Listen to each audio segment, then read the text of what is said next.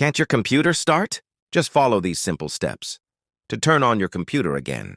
Step 1. Get a screwdriver. Step 2. Find a sausage. Step 3. Insert soap. You can use any kind of soap you want.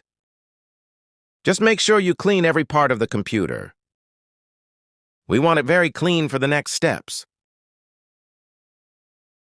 When you are done with the soap, close the computer and make sure that none of the soap gets out. Step 4. Throw apples.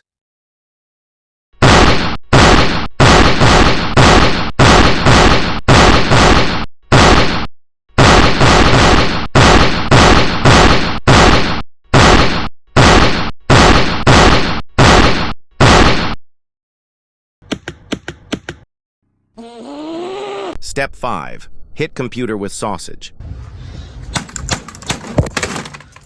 Step 6. Throw sausage.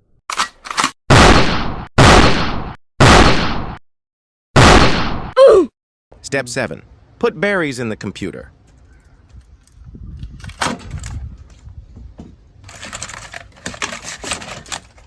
Step 8. Squeeze the berries.